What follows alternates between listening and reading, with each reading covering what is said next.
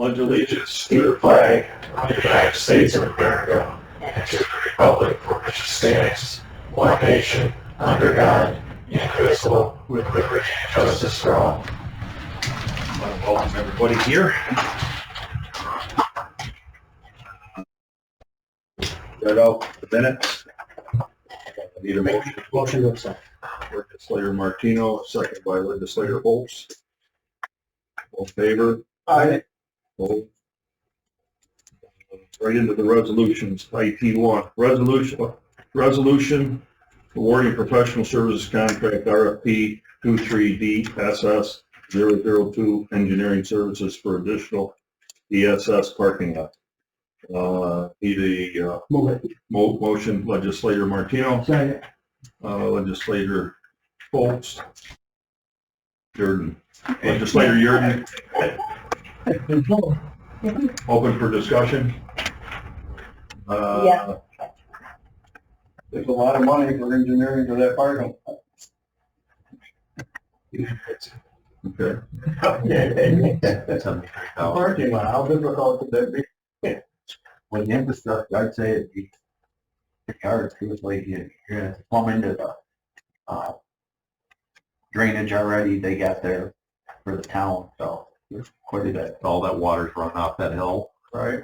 Yeah, right there. So basically you'd have to have the Department of Transportation and the Village of Mexico and the engineer. Yeah. And the Sawyer County all on board. Yeah. Yes, yes. We only had Just abandoned the parking lot. It's what some you gotta find. Well, Make it a lot easier. I guess if I had to look at it that way, that's a lot of money, but if it freezes and somebody slips and falls, breaks a hip, I guess. Water didn't drain. But you got a lot of possible utilities underneath, you know, hook there. Yes. Right? Yes. So. All right, all in favor? Aye. Opposed? Carries. Were you opposed? I'll let it go through here. I'm posing in the regular meeting. I'll go through there. IT2, resolution establishing capital project number BO 423 Minkler Road over Sage Creek Bridge replacement. Need a motion to discuss. I'll move it. Legislator Lockwood, Second. second by Legislator Yurden. Open for discussion. It's in Sage Creek.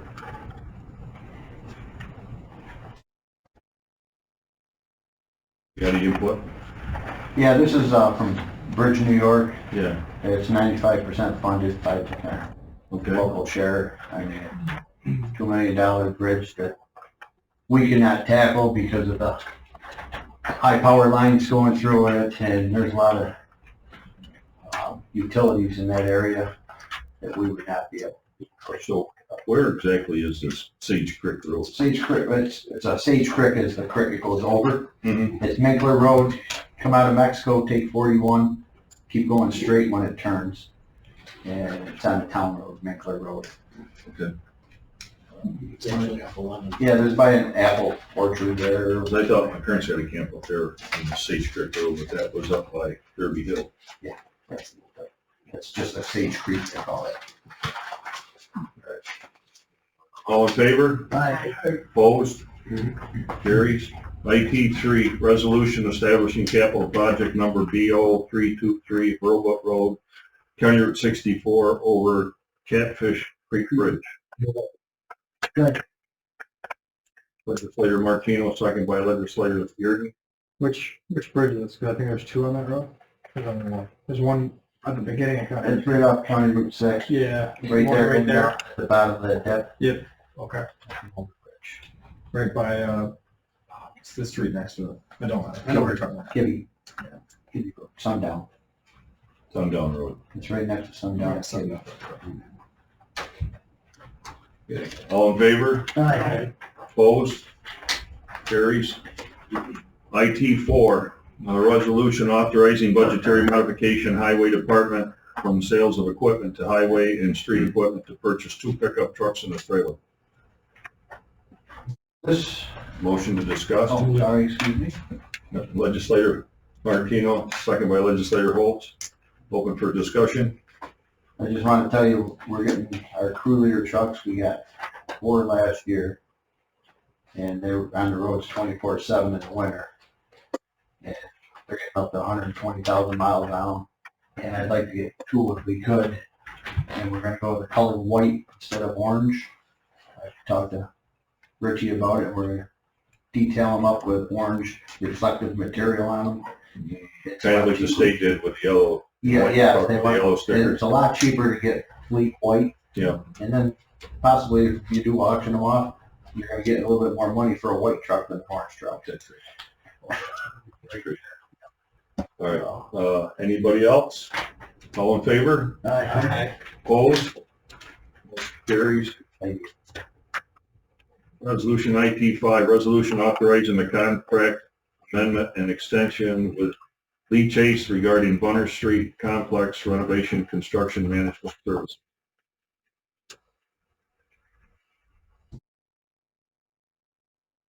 Open for discussion, first by legislator Martino, second by legislator Holt. Yeah, you want to go to this? Well, they requested additional money because the project was supposed to be completed by the end of this year. Yeah. And it's just getting started. Mm. So they've been on it longer than they anticipated when they gave us their original price. And we determined It that wasn't the their delays fault. is not what changed. Right. This stuff puts them way cheaper than the other bid anyways, right? Because the other bid was like 7 million. Oh, no, this is for the Construction man. construction management. Yeah. So it was up to 200,000, 211, and now it's gonna be 294. But the delays had nothing to do with that. They were ready. No other changes though in the future?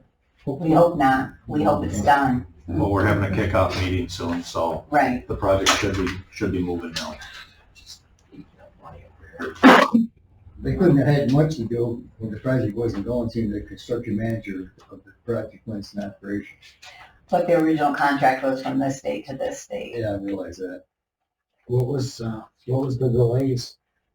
I think we've gone through all the emails, and a couple of them that I found was after they come up with their drawings, they realized that they couldn't do that whole building. If they get over 50%, they would have to do the whole building, bring the whole building up to code. So they went back to the drawing board and they started with the prints again, and they put the addition on the backside so they wouldn't have to do that. And then basically that's, from what I could see through all the emails, that took months.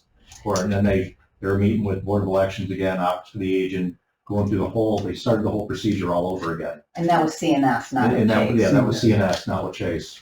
So it was a redesign. It was basically, it was a redesign after, I think it was last January is when I started seeing the emails saying that, that won't work, we have to basically start over. That is true. Anything over 50%. Yep, and that's been that Right. way for a long time. It's not something that's brand new, we should have known that up front. Well, that's kind of my only question is, somebody should have known that, that. Well, they should have known that, Absolutely. and the same with the mitigation. They didn't plan that in their schedule, and then all of a sudden it was like a surprise. Oh, by the way, we have to test, Mhm. and so that was a delay. Which we all knew there was, Yeah, There and was they spots should have there known that too were with hot. that age building, Yeah. so. absolutely. That's been, how long has that been logged, Jane? A long time. A very long time. Yeah. Anything over 50%, it has to be brought up to current New York State code and standards. Right, and like I said, they had the drawings all done for the plan, and then they said, well, we can't do this now, we have to start over. Put that in this when they wanted to. I feel like somebody should be held accountable for it. Yeah. Me personally. I mean, these are things that you should know these things if you're, If you're an architect and engineer, you don't know this, you're in big trouble. Right, we agree. okay, and you're suggesting segregating against CMS for the extra cost, yeah? Well, that's not, but what did we have in our original, in our original specs? That's what I want to know, what was in our original specs? Is it 211 and now it's 294? Is that what we're looking at? Correct. 83,000 increase? Mhm. I mean, I understand it's not the end of the world, and I get that. I would have liked to know what we had in our original specifications as far as how they were phrasing it and putting it together. We can get that to you. Okay. Thank you. Yes, we can. Thank you. Anybody else? All in favor? Aye. Opposed? Reluctantly. What's that? Reluctantly, yes. Mhm. Let's see, IT 6, resolution approving the Department of Solid Waste 2024 fee schedule.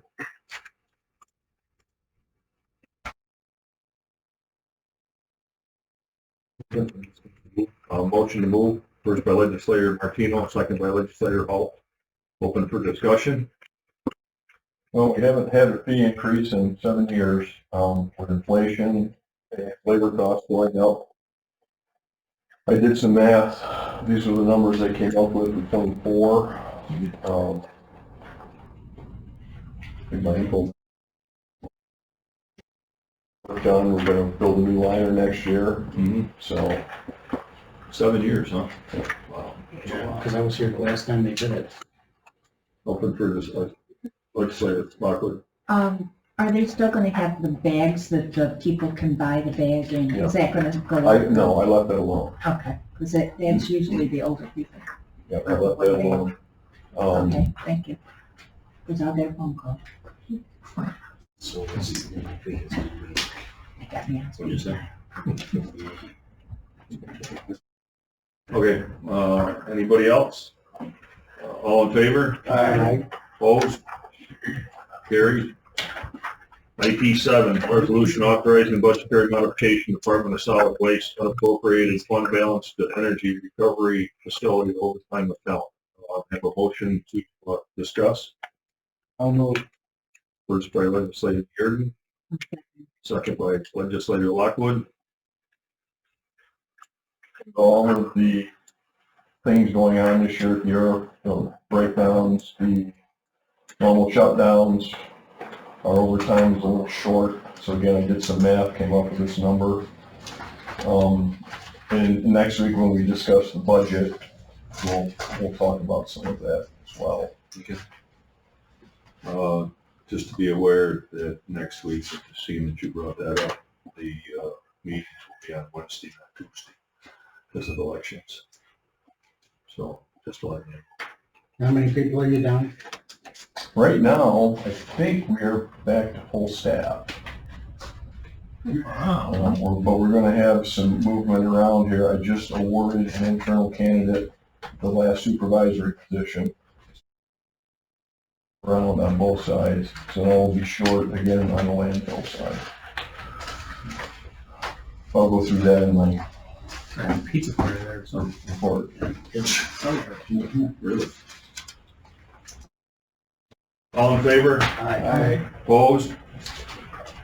IT 8, resolution authorizing budgetary modification, Department of Solid Waste, sales of scrap and excess materials to landfill and transfer overtime account. Make a motion, first by legislator Martino, second by legislator Holst. Open for discussion. Same thing on the landfill side, we've done a lot of work here and put some overtime in it. So again, did some math, it'll be a little short, this covers it.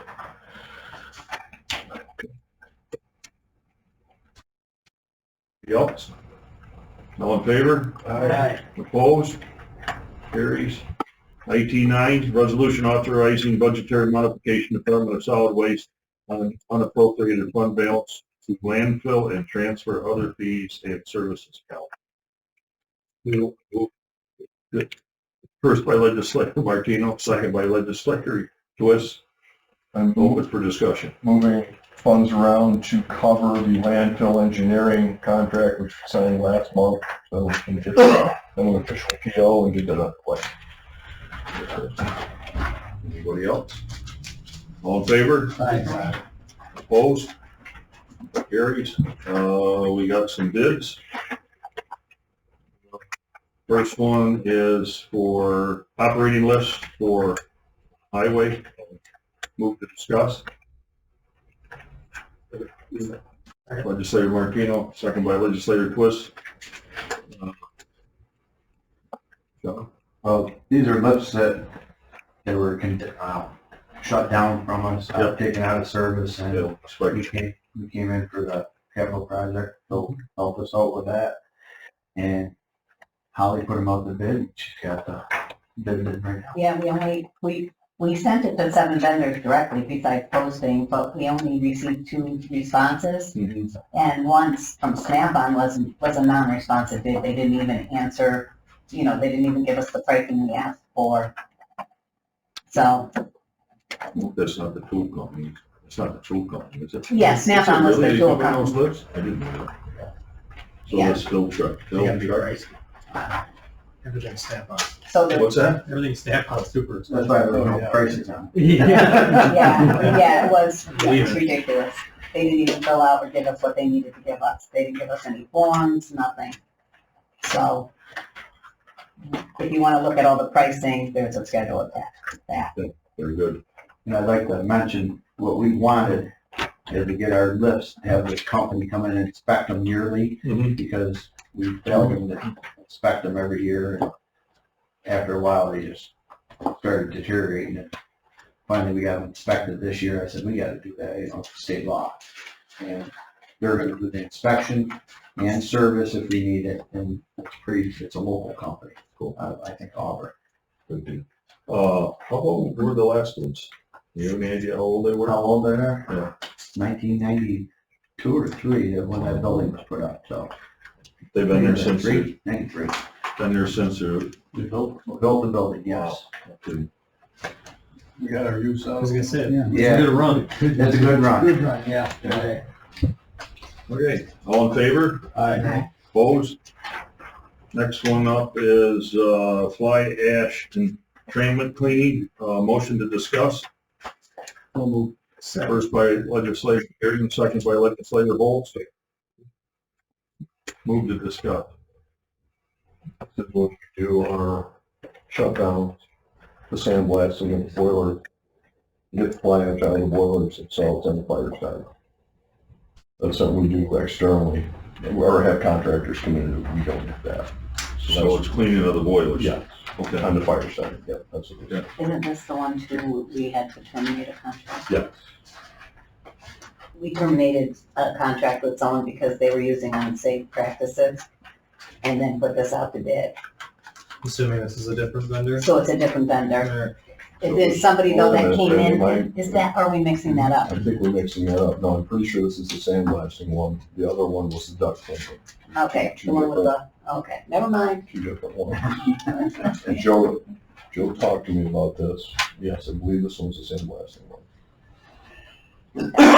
So They're both cleaning, so, but they're two different companies, one for the ducts and one for the boilers. yes. And then Durham's Demolition got the bid, they're the only bidder, so, okay. Move to accept. All in favor? Aye. Opposed? Carried. Another bid here I got for request for 2 cell phones, and we're gonna move them together as 3.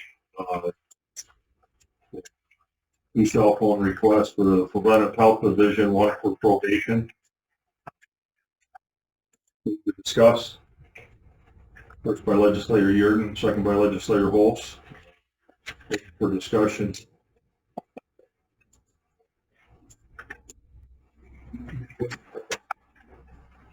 Preventive health staff make home visit calls to maternal and child health clients. The homes are often to remote areas of Sawyer County, remote areas. So one's going to, 2 of them are going. Probation. Department of Probation officers, they have county cell phones. They're necessary. So, Would it make any sense to have a list of job descriptions that are pre-approved for cell phones and maybe approve that as a resolution? Then any time there was a cell phone request for positions that weren't pre-approved, then they wound up coming forward. I guess if we had pre-approved ones and it was a budgetary issue for me, I could bring that forward and say, I don't have enough money in that budget line for it, but it might save time on these kind of onesie-twosies that are just, same thing as before. Might we come together, Not that really. What carrier do you got there? a Verizon. We do have some AT&T, Kinda like but it's primarily Verizon. Kind of like what's it, the car insurance, Do they right? work out here? Put them all in one. Verizon, Verizon's pretty good. I mean, if you're in Osceola, you're yeah, they do, better off yeah, with AT&T, but Verizon works better in my town than the other one I had up there. You get about 90% coverage. So that's would be a list that you and HR and the individual departments could put together and update each year. yeah. Okay. Yeah. And then you don't have to run through things each year. Or a new position's created or something. So I think that's a good idea. Yeah. I'll work on. Thank you. For us. We don't have to ask the same question every time. Motion to approve. Motion by legislator Holtz, second by legislator Bearden. All in favor? Opposed? Now, we received a,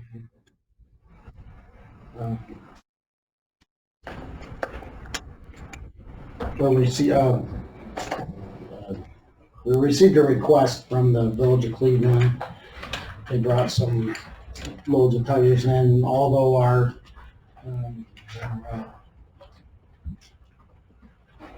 Mike. Mike, I was thinking about that. Although Mike did well by them, there's still an outstanding balance of $133.14. I'd like to put a motion on the floor to waive the interior fee. We do this from time to time with our towns, as long as it comes before us, and I put that motion out to waive that. Following past practice, I'll second that. Following past practice with working with towns and villages, so I put it out there, Twist seconds it, any questions? No, I'm also, I'm just second. Everything, okay, No. Okay. No. Anybody have any questions about this? No, it's a good thing to do. Yeah, Mhm. yeah. If anybody's got any questions about this later, just let me know. We'll answer the whole thing. And, all in favor? Aye. Opposed? Thank you. Okay, reporting departments, buildings and ground department updates. As I said earlier, we're gonna be having a kickoff meeting for Bunner Street. Hopefully we get that project moving and heading in the right direction. We're waiting for the bids to come back for Campus Derby for that bathhouse. We're hoping it's gonna be around 200,000. Hopefully. DSS parking lot, we just took care of that today, so we'll be talking with those guys and get that moving. The elevator, we're being held up right now on parts. Kone's been good, they're giving updates, but still waiting for parts to come in for the elevator itself. Diamond Roofing's gonna be cutting the hole in the roof soon, put the hatch in, and we'll have that all ready. Camp Hollis, we're about 90% complete out there with that grant now. The heating's all done. We're just waiting for J&A Mechanical to come in and do the plumbing, and we're close on that one. So we'll be getting that wrapped up. One of my main concerns of Camp Hollis after this, though, is snow plowing it for the winter, if they are using it. How much stuff they have scheduled. And hopefully, we're going to have to check it a lot. We're going to be out there, our department will be out there a lot. If the power goes out, the water freezes now. So there's some concerns that we have in our departments that after this is complete, it seems to be more work for us, I guess is what I'm saying. They have stuff scheduled on Saturdays, Sundays, we're going to have to get out there and plow, make sure it's cleaned out, make sure everything's done, so it's something we'll have to talk about at some point, yeah. Okay. Highway. We wrapped up our paving season. We did 11 miles for the towns. We paved for them. We did 33 county miles. And plus we did the DSS parking lot out back behind the building. And of course, the Legends ball field we did. Great job. I was over there this morning and checked it out. We did all that. That was our paving season. And we should have probably done a little bit more, but we had a lot of mishaps this year with the plant. Always next year. How's that coming along? Well, that's why I was gonna get into this. The mix plant, we met with the contractor last week and the electrical contractor. They started the electrical this week. They're out there now. And we got a crane company coming in towards the end of next week, the following week. They're gonna pull the drum off, pull everything off, and they're gonna have the new stuff ready. We gotta pour a concrete pad. We'll do that in-house. And we're gonna most likely install everything ourselves. So basically, you're done paving for the year. We are done paving for our, Right to start.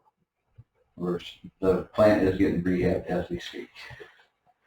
So, and then I'd just like to say we're gonna yank the second house from DSS probably by the end of this week. Okay. And that makeshift parking lot will be done this afternoon. Okay. So I think we got like 30 spots, I figured it out. And I just gotta put a couple some signage, enter, exit, and stop sign, of course. Now that's all coming in and out off of that side road. And that's not coming Now in. you're gonna enter off of State Route 3. Okay. Yeah, 3, and exit off on Spring Street. That's it. It'd be easier to get off on it, get out that way. Yeah, because there's a little hill there. Did you need to get a state permit for that entrance there? It was already there, we just used an existing one from the old driveway. So we used everything and we took care, there was some permitting that we should have gotten, but we really didn't have to be in a makeshift parking lot, so. Signs up and snow stakes out on the edge because it's up this high and I don't want people, of course they will, drive over the edge. That'll probably be all done by the end of the week with stakes and signs. So we'll need to modify the snow plowing contract out there for the winter? I think at this point, we're gonna plow that section of it. Okay. We have a plow truck that goes out there every morning, so we'll make sure it's all plowed. And then I talked to Sean about salting it. Yeah, we can come out there and salt, I mean, because we drive by there, it wouldn't be hard to throw some salt on it, but we'll work together on that. Thank you. Is that it? Next point we talked about, yes, thank you. I just want to say that the bridge work you did on my road, Pasture Drive, it's a vast improvement over the bridge that was there. I think your crew, piece of personnel, did a very great job, very good people to work with. I think they did just a good job and I really appreciate it. Thank you. I will tell them, What's that? that's nice. Next up, solid waste. On the 7th of November, the Tana folks are bringing their grinder in to do a demo. So any or all of you are welcome to come to the landfill in Bristol Hill. We're gonna try it on C&D tires and mattresses. Start about 9:30 and we'll probably run it 4 or 5 hours. What's the date again? November 7th, election day, right? Oh, how many tires you need? I got enough tires. Oh, What was the time again, Mike? Right around 9:30, we're gonna start. What is the company? Dana, the same company that I got my compactor. It's basically the same power unit as what drives the compactor, but it's on a drum grinder. And this one's on tracks, which that's what I really want to look at purchasing, so we'll see how it works. And then we'll have those discussions after January 1st.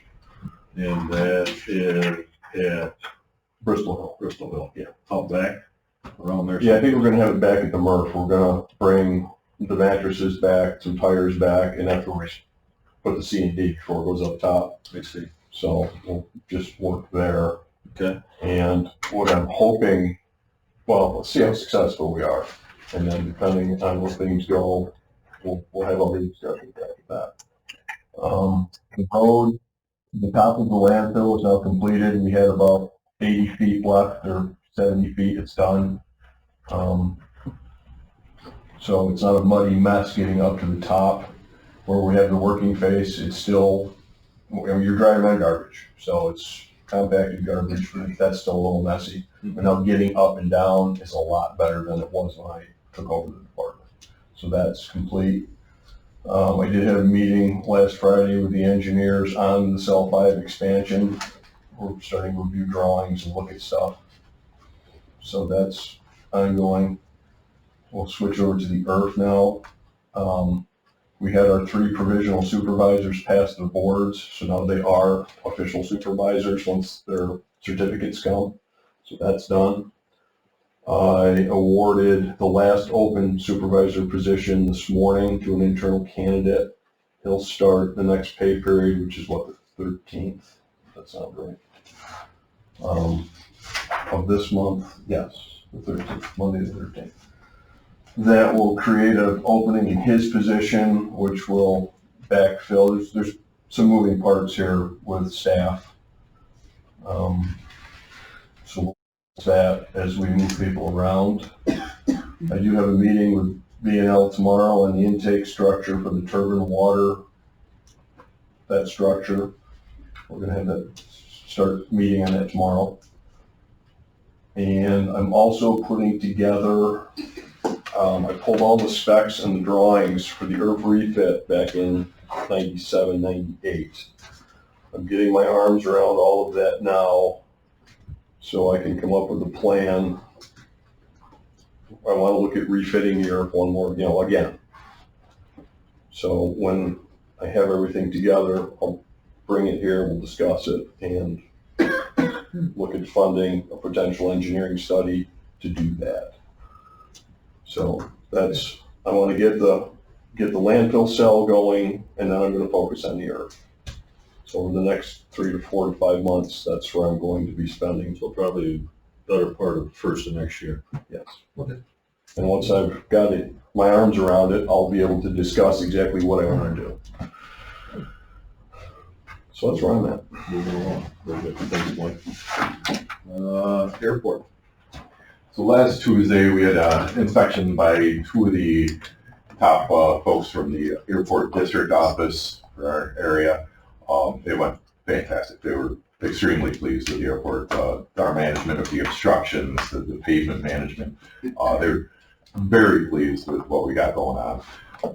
That being said, I did just get out of a meeting for a 5-year planning for the airport, and FAA doesn't have a lot of money. We do have 2 projects scheduled for next year. One is to replace and relocate our beacon, the big one that spins around. That one's an antique that's up there, and we can't get parts or service for it. We're in the design phase for that right now. Construction should be next year, and we should be receiving a grant for that. Still looks favorable. We also have, we're in the design phase right now to rehabilitate 2 of our taxiways, and according to today's meeting, that still looks favorable for grant offers for next year. So the meeting was lengthy, and they don't have a lot of money, but we should be still in good shape. We also did just receive last week another grant from the New York State Department of Transportation. We've got 2 fuel trucks out at the airport. One is basically gasoline and diesel. You got aviation fuel, and then you've got Jet A. We've got 1 truck refueler for each of those. One of them is 31 years old. The other is 42 years old. I've got some pictures here of the existing one if anybody wants to check them out. It's just broke in. Broke down. Spare motor. We put a spare motor. One of the highway trucks that got in an accident years back, we pulled the motor out of that and put it into one of these to keep it going. It's got makeshift exhaust on it. One of them was a Chevy Top Kick. That's the one with it. Now it's got an LS motor. An LS motor. Yeah, it used to have the 366 gas job. That was, yeah. So I'm very, very happy to get those. That's kind of been the bane of the airport's existence. There's a lot of companies that won't purchase fuel from us just because of the unreliability of our trucks. So the grant it's a $510,000 total project, and we will be on the hook for 10% of that, so $51,000 for 2 new trucks. getting with Phil, seeing where we can. I like to hear that. Yes, yes. We're trying to keep costs down wherever we can. We're throwing applications and everything out there. We've been pretty fortunate. How big is the tank out there? 2,000 gallons on each of them. And our existing pumps don't provide the correct pressures for a lot of the larger aircraft, so they won't get fuel from us. So, but very excited to see that. Pretty much all I've got right now. All right. If anybody's got questions. Thank you very much. On to central services. We can bring that one, spreadsheet up. Want to give you an update on the status of the camera project. Excuse me. This one? Yeah. There. So everything in green is good. Let's scroll all the way down so we can see that. So total scope was 286 cameras. There's 240. They're actually all in. The discrepancy there, though, is at last item there. You can see that the jail. There's I think 8 cameras that were mis-spec'd by the vendor. They are not compatible with the jail control system. That's a different video management system. It's a Genetech system. Obviously, our main system is Johnson Controls.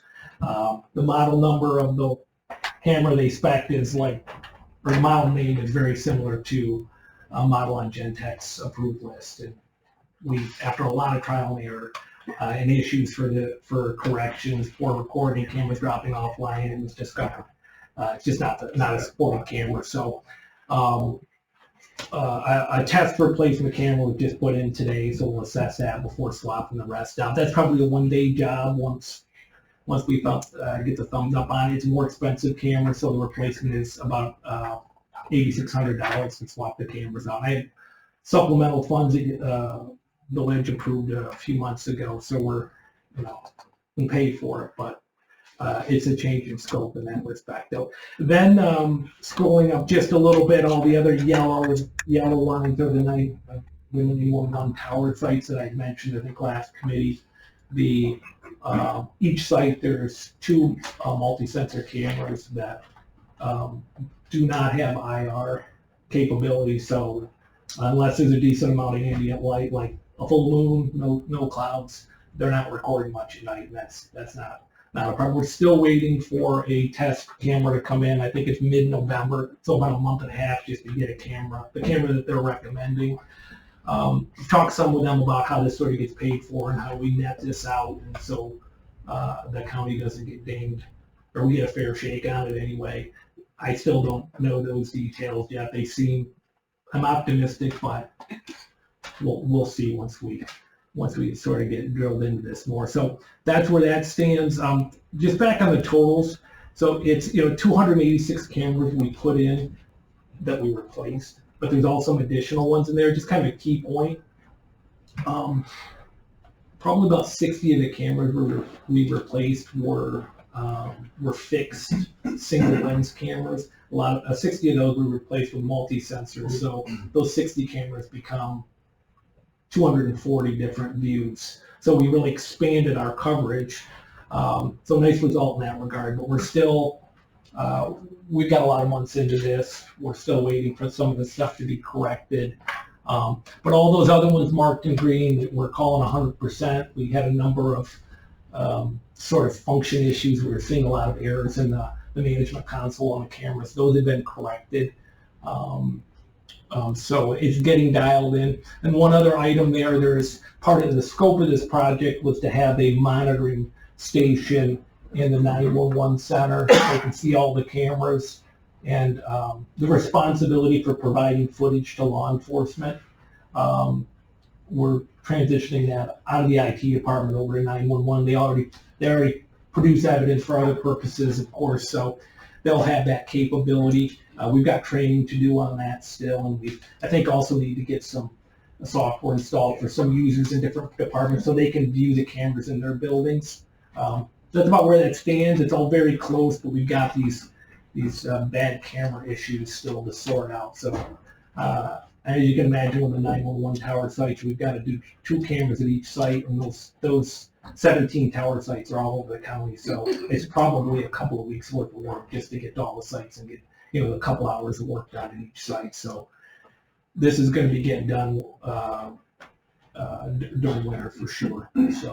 So basically, this is different than the buildings that we did where you had cameras that you thought were compatible and they weren't? Is this all part of that? That's part of that. Part of that, okay. Yeah. So last committee, I was talking about the 911 tower sites. Since last committee, in troubleshooting the issues in the jail, it was discovered that the camera the Johnson Patrol specified is not on the Genetec approved device list. So we were kind of round and round finding a good camera for that. We ultimately got a recommendation from Black Creek, and they're the provider of the jail management, the detention management systems, which includes a video system that ties into, the viewing screens and master control and throughout the facility. So, like I said, we just installed that test camera today, and that looks good and well swapped out. So, Questions? Any questions? Yeah, I do. I'm sorry. Like, a lot of these cameras, like the 911, all the 911 towers and stuff like that, is there a way that could be set up like on an internet type situation? I mean, I understand some of these cameras are gonna be in sensitive areas, but like the ones that are just, out showing public areas, is there a way that we could do in, Oswego County, People could check snow conditions. yeah, like check snow conditions and what the weather's doing and what's going on in those areas? I mean, again, I understand that there's some of them that are gonna be, sensitive areas. the ones in Sheriff's Department, we wouldn't want those. Right, exactly. Yeah, that's what I'm referring to. Well, what are the 911 tower cameras looking at? Are they looking at the auxiliary building that's there, or are they looking Yeah, at the they're landscape? looking outward. There's one that's aimed at the generator, for example, so they can get on that if they see the tractor flat bounce, and they know that generator is running out there. And that's one of the things they actually get. I mean, I just think, I think it would be neat if you found some of these cameras around the county areas that were just, I don't know, like, take for instance, the DMV, if it's just a shot of the parking lot at the DMV. It would be nice to see, How busy it is. how busy, first of all, how busy it is, and, again, like I said, weather conditions around the county in different areas. I just think it would be something. Kind of like what the Mesonet does. Mesonet, the weather stations around the Oh, state. yeah, well, They do the same. we got one on 37. Right. No, I mean, like, cause like, you can log on to, Adirondacks, Old Forge, they have cameras in sporadic areas showing what's going on. I just think it would be, Yeah, there's a way to do it. I think it would be kinda neat, somebody would think, oh, check this out, we can see what's going on, and just something to put out there. I'm not Yeah, saying and if it's problematic because these are part of a security system, it is a good idea to look at, is there another camera system that's not as expensive, where we could put a camera on a few 911 towers or whatever that is in a snowmobile trail area, or not a snowmobile trail separate system. something along those lines, yeah, I mean, just, If it can't be tapped into. Yeah, and we can put them on a cellular modem, like what's in the patrol cars, and just send it right out to the internet, to a streaming service, something like that. Doesn't even touch the county network. I mean, it's definitely we can do that. We do it securely. I don't know, something to look into, I guess. Good thought. I think so. Where's Muck Drive? Muck Drive, I wish my barber shop had That's- that. 'cause- that's handball. That's Hammer? I got a schedule. Yeah, it's right off Route I 3. couldn't make a schedule. I think I've been to all the tower sites now. Never heard of it before, that's why I asked. Between state 3 and county. State what? State 3 and county 3 between that. Okay. Any more discussion? Guess we're looking for the appropriate motion. I've got one more thing. Oh, go ahead, I'm sorry, I thought you were done. If you just want to scroll down on that a little bit, maybe down to the page.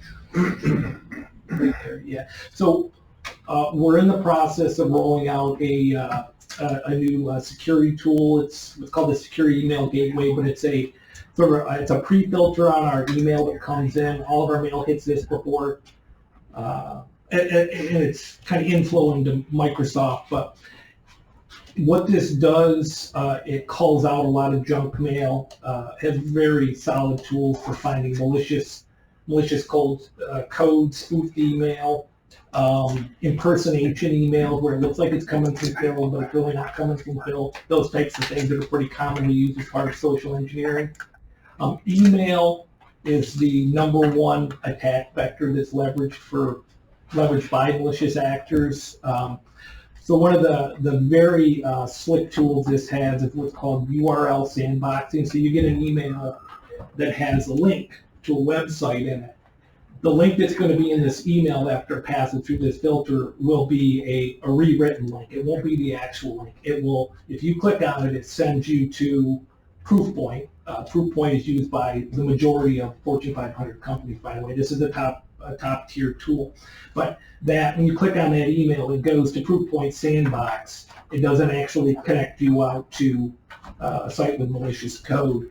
It's also retrospective, so if that email sits in your mailbox for a month and you click on it, you're still going to get that URL sandboxing protection. That's important because linking out to a malicious site is how code gets installed on your computer, how an attacker will build a reverse encrypted tunnel back out to their command and control, and then they're inside our network at that point. So very important tool for us. Something we were looking at, hadn't got to. Our cybersecurity vendor, cybersecurity insurance vendor said, you're going to have this for next renewal, so we bumped up the review of this. One of the things that wound up on our plate this year that we didn't really have time to do, but we did it anyway.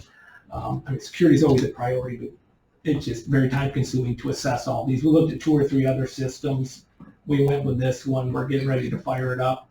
Another nice part of it, and I'll wrap this up, what we're seeing right here, it's a digest that all users will have, and it allows them to see what, they get this delivered to them every day. They click on it, takes them to a link, and they can see all the email that was quarantined for them for the 24-hour period, and they can release it to themselves and say, yeah, this is okay. Part of what this filter will do, if people are getting bulk junk emails from like newsletters and mailing lists, this is going to call it out as bulk spam, but people can still go and say, yeah, actually that's a newsletter I want to get. Now they're not going to be able to release email with malicious attachments and things like that. The real bad stuff they're not going to be able to access. In our test of this system, we had our mail running through it for 3 weeks, I think.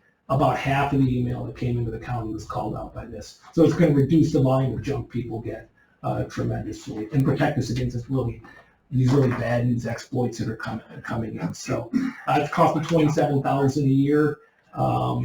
Insurance carrier told us we'll see some reduction in our premium, but I guess we'll leave that and see it. But so that's a nice tool too. We're rolling that out in a real narrow scope to a group of about a dozen or 15 test users on Thursday. We'll work it through, make sure we're comfortable with the instructions we're going to send out to end users, and maybe that'll be sometime next week. We'll deploy this to the whole county. So that's kind of a cool tool I wanted to highlight. It should slow it down. When you said sandbox, that's all I thought of is, yeah, like putting water through it, so put some sand in it. Very good. And keeping it safe, thank you. Well, Yes. as much as we can anyway. There's no 100%, but We don't want to be the next Suffolk. no, they have $12 million into their recovery. They were down for 3 months and $12 million. That 3 months So ago. 27,000 isn't looking too bad. But You're right. Now, it's hard to know what the right amount of spend is. We're getting kind of judgment calls on it, but there's more we can do for sure. There's more we need to do. We made a ton of progress. But there's definitely some more stuff to do. I'm going to need more money. It's hard to tell when you That's really common. I hate it. You're probably- You can't find shit. I hate it. I was having fun bitching with Betsy about it. All right, great discussion. Anybody else? All set? Looking for the appropriate motion? Motion to adjourn. Second. By legislator, second by legislator, yours, everybody. Thank you.